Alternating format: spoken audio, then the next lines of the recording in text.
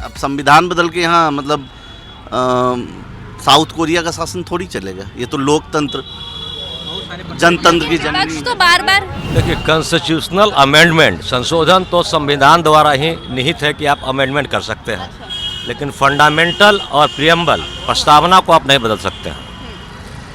लेकिन अब संविधान का अमेंडमेंट अपने निहित फायदे के लिए करेंगे, ये एक प्रश्न चिन्ह है। संविधान कैसे बदला जाएगा? संविधान में दिया ही वही है कि आप उसमें बदलाव कर सकते हैं समय अनुसार। उनका संबोधन है, संशोधन कखनी हो जाएगा, कोई करना ही नहीं है। कि माननीय प्रधानमंत्री सोते नहीं है, तो विज्ञान कहता है कि जिस व्यक्ति को नींद नहीं है तो व्यक्ति पगला होता है। वन नेशन और वन इलेक्शन होगा तो बीच में तो आपको इलेक्शन होगा नहीं, नतीजा होगा खरीद फरोख्त होगा, और जो पैसे के बदले विधायक खरीदे जाएंगे और अपना सरकार बनेगा। ये लोकतांत्रिक तो ये डेंजरस है, it is dangerous. Nitish Kumar ji हैं, ये मोदी से इतना डरते हैं कि 15 महीना उधर भागता तो लगता है कि अब आ जाएंगे हमारा पास नरेंद्र मोदी कुछ लेके किताब उताब ईडी सीडी सीबीआई, तो ये भाग जाता है फिर पलटी मार के। क्या लग रहा है सर, बार बार सब बोल रहे संविधान बदला जाएगा देश का, जिस तरीके से बार बार मोदी के तमाम नेता भी बयान दे रहे हैं संविधान में बदलाव किया जाएगा, कैसे देखते हैं? देखिए, कॉन्स्टिट्यूशनल अमेंडमेंट संशोधन तो संविधान द्वारा ही निहित है कि आप अमेंडमेंट कर सकते हैं, लेकिन फंडामेंटल और प्रियम्बल प्रस्तावना को आप नहीं बदल सकते हैं। लेकिन अब संविधान का अमेंडमेंट अपने निहित फायदे के लिए करेंगे, ये एक प्रश्न चिन्ह है। मोदी जी तो बोले ही कि संविधान को कैसे बदल सकता है। अमेंडमेंट तो किया जा सकता है, ये संविधान में दिया गया कि अमेंड कर सकते हैं, लेकिन जो फंडामेंटल है, जो प्रियम्बल है, उसको आप नहीं बदल सकते हैं। अब निहित फायदे के लिए क्या अमेंडमेंट करेंगे नहीं करेंगे, वो तो बात की बात है। और बोला जाए, इलेक्टोरल बॉन्ड पर बहुत बहस चल रही है।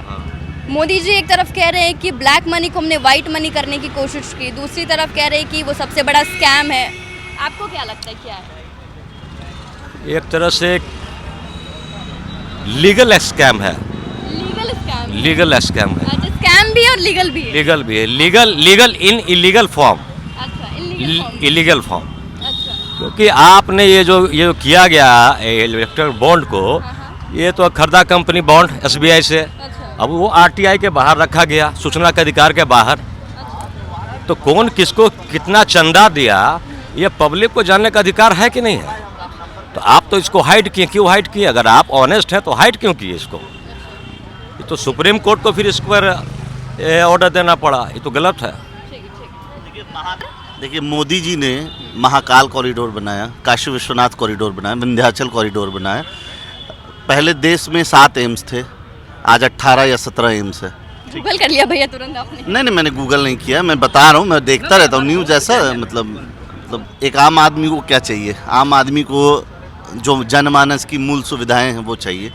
प्रधानमंत्री के चेहरे से तेज ओजस्वी प्रकाश निकलता है, जिससे पूरा भारतवर्ष प्रकाश में होता है। लगता है इस बार अगर तीसरी बार प्रधानमंत्री मोदी जी बन गए, मोदी सरकार आ गई, 400 पार हो गया, तो संविधान बदल दिया जाएगा? संविधान कैसे बदला जाएगा? संविधान में दिया ही वही है कि आप उसमें बदलाव कर सकते हैं समय अनुसार, संशोधन कर सकते हैं। तो जब वैसा परिस्थिति आएगा, कुछ देश को वैसी आवश्यकता होगी संशोधन की, तो सरकार उस चीज़ के लिए बैठी हुई है कि संशोधित करके जनता के हित में कोई कानून बनाए। अब संविधान बदल के यहाँ मतलब साउथ कोरिया का शासन थोड़ी चलेगा। ये तो लोकतंत्र जनतंत्र की जननी। तो बार बार प्रधानमंत्री, भारत के माननीय प्रधानमंत्री समय समय पर अपने शक्ति का परीक्षण किया। कभी नोटबंदी के नाम पर, तो कभी नोट बदलने के नाम पर, कभी थड़िया पिटवा करके उन्होंने यह जनता में मैसेज दिया कि मैं ही सर्वोपरि हूँ, हमारी बात को मानो। और ऐसे लोग भी जो बात मान लेते हैं, उनका संबोधन है, संशोधन कखनी हो जाएगा, कोई करना ही नहीं है। हाँ, रातों रात हो जाएगा। रातों रात कखनी संबोधन करेंगे, कखनी किस चीज़ में संशोधन कर देंगे, इस बात का तो वो दिन भर रात भर जागे रहते हैं। वो दिन भर रात भर जागे रहते, भारत के हित के बारे में सोचते रहते। जब उन्हें आइडिया लगता है कि इस चीज़ से, इस आइडिया से, इस कार्य से भारत के भविष्य को फायदा हो सकता है, तो वो इम्प्लीमेंट करते हैं। एकदम इतना इंस्टेंट इम्प्लीमेंट करते हैं। क्यों नहीं? क्यों नहीं? जिस व्यक्ति ने जीरो से शिखर तक का सफर किया हो, वो तो करेगा ही। वो ज्ञानी है ही। मुख्यमंत्री से प्रधानमंत्री तक का सफर किया है, तो वो ज्ञानी है, ज्ञानी है। कुछ कहना चाह रहे सर आप? कहना चाह रहे हैं अमेंडमेंट के बारे में क्या बोल रहे थे? बोल रहे हैं कि माननीय प्रधानमंत्री सोते नहीं हैं, तो विज्ञान कहता है कि जिस व्यक्ति को नींद नहीं आता वो व्यक्ति पगला होता है। तो क्या नरेंद्र मोदी पागल है क्या? उन्हें नींद क्यों नहीं आती है? एक्चुअली है क्या, जब कहावत है जैसे जर्मनी जो जिस तरह से वर्साई संधि के बाद जब सेकेंड वर्ल्ड वार में गया था ये, तो देखा कि मेरे पास में पूरे विश्व आर्थिक उस पर प्रतिबंध लगाया था, तो वो जब वो चांसलर बने तो वो सोचे कि देश को किस तरह से हम करें। ये जो आप जो बोल रही है ना, एक राष्ट्र, वन नेशन वन पार्टी, तो वो क्या किए, नाजीवाद का वो उत्थान किए और एक एक आदमी को धर्मांध बना दिए। तो जहां हम धर्म की ओर, धर्म तो सब मानने वाले हैं, ऐसा नहीं है कि आज मोदी जी या बीजेपी आ जाएंगे तो धर्म सब कभी नहीं खत्म हुआ है, नहीं खत्म होगा। लेकिन है क्या कि युवा बेरोजगार, ये महंगाई से त्रस्त, आज सिलेंडर 1400 रुपये हो गया, तेल हम 104 रुपये ले रहे हैं, सब्जी महंगाई से लोग त्रस्त हैं। तो वो ध्यान भटकाने के लिए लोग राष्ट्रीय भावना से तो ओतप्रोत हमारे भारत है, वो संभव है किसी को डिगा पाना। हाँ सर बताइए। वन नेशन वन इलेक्शन पर मेरा कमेंट है। हाँ, one nation one nation one election. विपक्ष का ऐसा मानना है कि ये जो देश है हमारा भारत, वो वन नेशन और वन पार्टी की तरफ अग्रसर हो रहा है। नहीं, वन नेशन वन इलेक्शन पे बोलना है मुझे। अच्छा। जो मोदी जी का टीम है, वन नेशन, एक बार सबका चुनाव होगा, उस पर वो विपक्ष आरोप लगा रही है ना कि अगर तीसरी बार मोदी सरकार आती है तो एक ही कहना पार्टी चाहता हूँ, अगर वन नेशन और वन इलेक्शन होगा तो बीच में तो आपको इलेक्शन होगा नहीं, नतीजा होगा खरीद फरोख्त होगा और जो पैसे के बदले विधायक खरीदे जाएंगे और अपना सरकार बनेगा। ये लोकतांत्रिक देश, तो ये डेंजरस है, इट इज डेंजरस। ये असंभव है। ये इंडिया जैसे 140 मेरा सवाल वन नेशन वन इलेक्शन नहीं है। विपक्ष बार बार आरोप लगाती है कि अगर तीसरी बार मोदी सरकार आ गई तो इलेक्शन ही नहीं होगा, एक ही पार्टी रह जाएगी। नहीं, विपक्ष का गलत नहीं है, इनका एटीट्यूड वही है कि विपक्ष को जेल भेजो। आज इनसे सशंकित है लोग। आज नीतीश कुमार जी अगर बीजेपी में नहीं जाते तो वो भी जेल में रहते, वो डर से उनमें जाके सट गए। आज हेमंत सोरेन को जेल में भेज दिया गया, केजरीवाल जी को जेल में भेज दिया। लेकिन नीतीश कुमार भी तो विपक्ष में रहे हैं ना, कहाँ ईडी सीबीआई गई है उनके घर पे? तो हाँ, तो विपक्ष में कब रहे?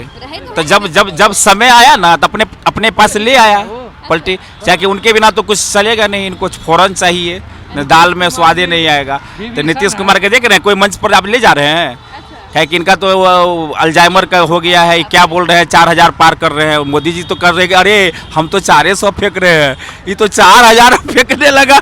ऐसा आदमी को मंच पर मत बैठाओ, हमसे ज्यादा फेंकने वाला को मत बैठाओ। क्या कह रहे सर? बोलिए। नीतीश जी रामायण में एक पात्र विभीषण के समान है। अच्छा। विभीषण के पात्रता के विषय में सिर्फ मैं ये नहीं कहूँगा कि उसने रावण को मरवा दिया, चूँकि वह राम के भक्त था और जो तिलक होता है जिसको आप टीका कहते हैं, वो लंगोट में लगाया करता था डर के मारे। इसी तरह से नीतीश कुमार जी हैं, ये मोदी से इतना डरते हैं कि 15 महीना उधर भागते तो लगता है कि अब आ जाएंगे हमारा पास नरेंद्र मोदी कुछ लेके किताब उताब, ईडी सीडी सीबीआई, तो ये भाग जाते हैं फिर पलटी मार के। तो इनको कुछ नहीं करेगी क्योंकि ये पोसुआ है। हाँ, पेशुआ समझते हैं ना, पेशुआ दियर में बोलता है ना कि पेशुआ सांप भेज दिया, डाइन भेज के तो काट लेके। हाँ, तो यहाँ पर पोसुआ वो तोता है ये नीतीश जी भी उनके। तो हमारे चाचा हैं, दुर्भाग्य है यही। दुर्भाग्य चाचा? हाँ हाँ। लेकिन वो तो कह रहे विकास पुरुष है, आप कह रहे कि दुर्भाग्य है, कौन सच बोल रहा है? देखिए, विकास पुरुष कैसे हम कहें, आज के डेट में तो इनकी प्रासंगिकता ही समाप्त होने पर है, ये लगता है बकवास पुरुष हो गए हैं। अगर देश में अगर ये सबसे, अगर ये जो बोल रहे हैं कि 2005 से पहले क्या था, तो 2005 से पहले देश का बजट किया था, सही बात है। अगर हम बहुत ज़्यादा विकास पुरुष है तो चीनी मिल क्यों बंद हो गया, कागज मिल क्यों बंद हो गया, सब चीज़ तो बंद हो गया, एक भी इंडस्ट्री फैक्ट्री सुई तक का नहीं है। ठीक है, नंबर एक, अगर हम विकास पुरुष अगर हम उस तरह से प्रमोट हम करेंगे उनको, तो सही में देश में सबसे लास्ट पौधान पर हमारा स्थिति क्यों रहे। थोड़ा सा हो सकता है 5 ही आगे होता तो कहते जरूर नीतीश जी ने विकास किए। तो देश तो बहुत जा रहा है। पहले तो एक मोटरसाइकिल नहीं मिलता था 90-95 में, कभी गली से क्रॉस करता था कहते ये बुलेट है। आज हर घर में 10 बुलेट है, हर मोहल्ला में। तो जिस तरह से देश का तो जितने भी मान लीजिए हमारे पास यहाँ 13 से 14 करोड़ आबादी है बिहार की, रोज़मर्रा की चीज़ में हम खरीदते हैं, जीएसटी भरते हैं, टैक्स भरते हैं, वो पैसा हमको केंद्र से राजस्व जो होता है आता है, तो क्यों नहीं विकास होगा मेरा। तो हाँ, ये जो कहेंगे कि हम विकास कर लिए, तो हमारे जाके देख लीजिए ट्रेन में 50 ट्रेन है, आ जाएंगे तो एकदम कहीं सीट नहीं मिलेगा, पूरा रिजर्वेशन में नीचे से ऊपर तक फुल रहता। तो प्लान क्यों नहीं रोक पाया। ये महागठबंधन की 17 महीने की सरकार में अगर 2 लाख 4 लाख अगर नौकरी मिलता है, 5 लाख नौकरी दिया, तो उस पर तो गर्व होगा ना कि आपने 2 करोड़ पर साल देने की बात की पूरे देश में।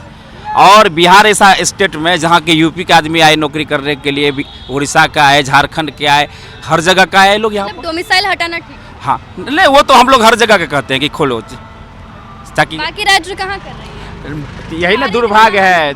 बिहार इतनी महानता दिखा रहा है, तो उसमें कारण था, इनको उस समय प्रधानमंत्री का सपना था राष्ट्रीय स्तर की। हाँ बस आप सब जान ही रही है। तो